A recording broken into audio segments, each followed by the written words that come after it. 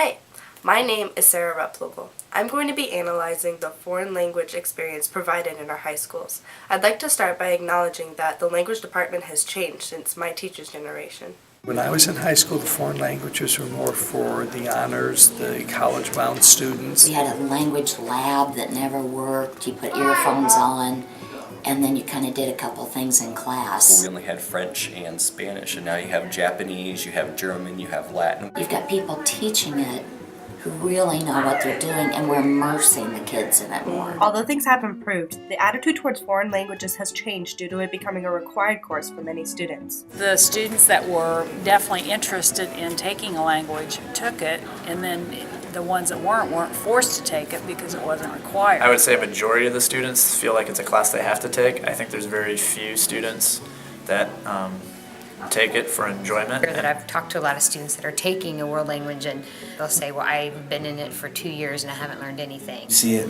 in Spanish. Most of the kids think they can just jump in and learn enough Spanish to get a passing grade, and they have no intention of getting good at it.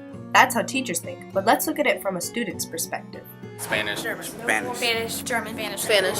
I asked them, why did you take a foreign language class? Looking back my history, I had German descent, so I'd like to learn a little bit about it. Needed it for academic honors. It was just something new and I wanted to try it. Because my counselor said it was the easiest. So that I can speak to my Hispanic side of my family. Really good on scholarship applications. Because my parents made me.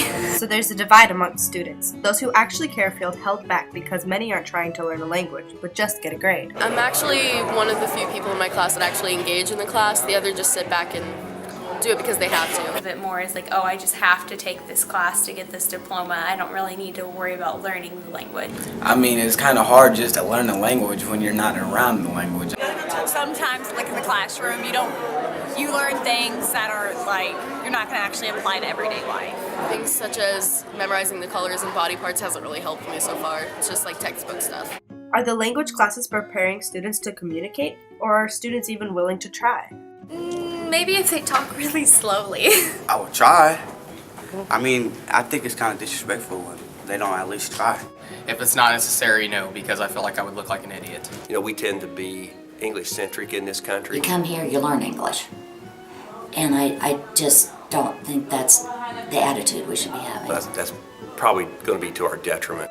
So what is the solution for our schools to help students become more efficient in their foreign languages? Levels. If you start in high school and college, it's not that it can't be done, but it's a lot more difficult. We should start kids earlier with foreign languages. I would think more of a middle school, upper elementary. Most other countries are starting foreign language at the elementary school level, if not even before that. Many believe that starting languages younger is the solution. So I asked foreign exchange students from college what they thought. 9 years. 4 years. 12 years. 10 years. 10 years. 12 years. 10 years. Since most of them had been learning English since they were elementary students, I asked them what they thought is the best way to learn English. American TV show. English movies. Listen to music. Read novels. And to talk. Talking.